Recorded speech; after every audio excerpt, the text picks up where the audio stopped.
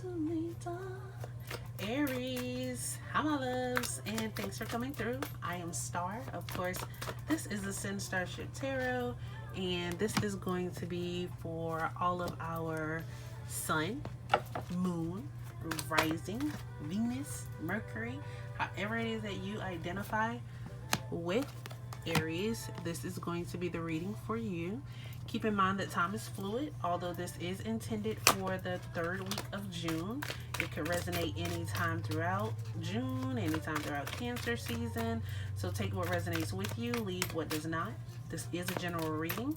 Therefore, if you need a personal reading, please reach out to me at any of my outlets that will be listed below. If you do not know your moon, your rising, your Mercury sign, then those are definitely things that you should know. If you're here watching your sun sign, then you're only watching your sun sign, then you are missing out. There's a part of the story that is not being told. There are different parts of the story that are not being told. And sometimes you may just feel like it doesn't resonate with you because, you know, there may be a lot of other more dominant signs in your chart, right? So you want to make sure you are aware of everything that's going on within your chart, okay? So Aries, looking at what you have going on right now, looking at the cards, there are major things that are going on in your life, and Spirit is actually guiding you more than you actually know right now. And it's like it's time for you to be able to move forward. So you guys are actually coming here with the Chariot card, right? So the Chariot card gives me a lot of things. More than anything, it gives me triumph. Things are successful, but it doesn't come without effort. It doesn't come without ease. This is a requirement of you to be disciplined. Like you have to find that discipline within yourself in order to make things happen. This is a number 7, so it's time to reflect of what things are going on. It's like, you know, you have to at this point have faith in the things that are unseen. And you have to wait for the actual truth to be able to reveal themselves. This is also you trying to figure out exactly what it is that you want to do and bring it all into balance. Like there's a lot of scattered energy right now. Like Aries, you've been working very hard lately, like in many areas of your life. We're still in this retrograde, so you still want to be able to take a time. All these things that you've been working on, I'm not saying stop working on all these things because you're Aries, you're fierce, like, you know, you can get a lot of things done at once, but it's actually time for you to be able to bring all of those things together and cultivate them so that you can actually make a plan and find balance in what it is that you're doing. It's like your inner conflict, like those little voices inside of your head, like you have to be able to let those voices go because those voices, sometimes they speak too loud. So you have to be able to, and you have to learn how to block those voices out, the confusion, so that you can actually be clear and see what's in front of you. Like there are scattered energies and they're like basically holding you down and stopping you from moving forward. So you need to be able to figure out what those things are in life, and go ahead and take control of those things. Like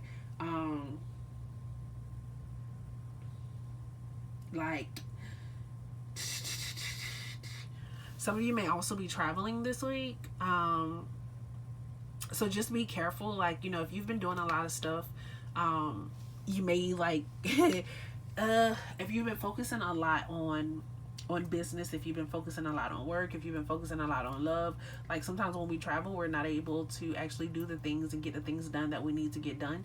You need to be fine with that. Like you need to be able to find balance, understanding that although work is important, love is important, but so are you. And being able to balance out and enjoy life is something that you actually want to be able to do as well. Aries, you may actually be dealing with I want to say Capricorn. I believe this card came up in a Capricorn reading. And then it also came up in Aquarius reading.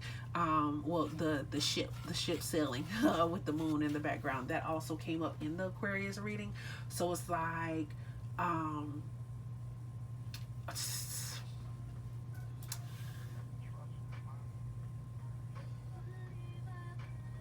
it's almost like you trying to find balance in what you have going on and also being able to invite other people into what you have going on, like being open and receptive to letting other people come in. Because right now, Aries, not saying that you're selfish, but you have this real me, myself, and I thing going on right now, like me, and you want to be able to balance that out, right? This is definitely hard work and effort being put into a situation, whether it be in, I mean, you guys have really been going hard lately in business and life either way. So it's like this Two of Pentacles is basically coming in and saying, um, like, balance yourself out. like like you have to be able to let love in, and and when it comes in, you have to be open to it. Like, you have to be able to, um it's crazy because I'm getting the same message from this card that I got with Capricorn. Is like, you so busy, like, focusing on money and finance and like getting your life in order. Like, it, as in your reading, as with Capricorn, there were no cups here. So it's like, where's the emotion? It's like you're trying to fight the emotion that is there, and the spirit is just saying, like, emotion is a part of life, Aries. Like, you know it. Like, you're loyal, you're committed. Like, you may very well be hurt, right? Like, you're like so butt hurt from love, like you don't really want to open yourself up to it. But spirit is like basically saying, like, this is your lucky charm. Whoever it is that you're thinking about right now as we're doing this, like, that is your lucky charm. Like, it's time for you to be able to calm those emotions and know that this relationship that is presenting itself to you, this business opportunity that is presenting itself to you, like, it's possible, and you can get it done. Just be mindful and pay attention. Do not let the ship sail. You don't want to miss it, right? Then we have the star card here, right? So, whenever I get the star card, although it's renewed hope, it's renewed faith, it's joy, it's the ability to believe in yourself. Whenever I see this card, I just know that the ancestors are watching over you, right? Like, spirit is walking with you and guiding you in this. Like, there are definitely better times ahead. The relationship, if you were hurt from love, like, this is a relationship that's coming along to heal you. Like, this is the kind of relationship that you want. And okay, so this card always represents like ancestors for me. So if you have like ancestors or grandparents that have passed on, it's like they are coming in and they're saying, hey, they're saying, this is what you've been waiting for. This is what you prayed for. Like, this is yours to have, but you have to be able to find that balance in it. You have to find emotion. You have to open up. That's basically what it's saying. Like, do you see all the emotions, like the Chariot card, where we're blocking ourselves and we need to figure out what it is that we need to do, and we have to balance out these energies, and energy is scattered. There's no emotion there. But when it comes to balancing, when it comes to the hope, when it comes to the renewal, like it's there, right? So of course, I'm star. When I was learning tarot, when I actually decided that tarot was, I didn't decide. Spirit spoke to me a long time about it, and I was very fearful. And I was just like, oh no, I'm not gonna do it, not gonna do it, not gonna do it. But when I actually sat down and I decided that this is what I needed to do, like, this was a part of my actual journey, and I stopped fighting it. The day that I pulled this card, the day that I was learning, and if you take my tarot classes, then like, we actually spend time with cards, getting to know them. This card was actually pulled on my grandmother's birthday, of that year that I was doing this. So it was just like, oh my God, like, and I'm named after my grandmother. So it was just like it was just confirmation for me, like, this is the direction, like, this is what you're supposed to be doing.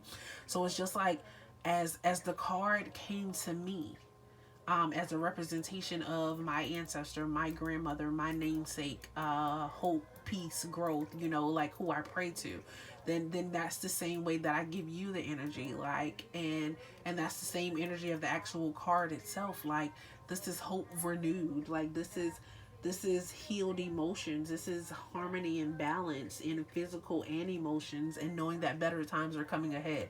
So whatever you have going on right now, like Aries, this is definitely what you want. This is the person that you want. So don't let them get away, okay? um Eight of Wands, confusion. Didn't I just tell you? Like, when the card was introduced to me, like, or when tarot was introduced to me, it's like, oh no, I don't know if that's what I want to do. I don't know if that's the way to go. And like, that's the same energy that is presenting itself, right? So here, Jupiter in Gemini. Hi, it's Gemini season. Hey. Okay. The painful confusion that this woman feels is reflected in her face, which is riddled with chaos and painful indecision. She is of two or several minds, mentally torn and desperately trying to get a grip. She is showing you that when there are too many factors and no clear choices, that it is not time to make a decision. You now, the wisest course of action is to give your mind a break and let it take a back seat where it belongs. This is no time to be over analytical. Deep trust in life process is being called for. Know that when it is time to make a decision or you need clarity of mind, that the way will be shown to you. I hope that makes sense, Aries, and I hope it resonates. Thank you so much for coming through and spending your most valuable currency with me, which is your time. You are appreciated. Have a great day.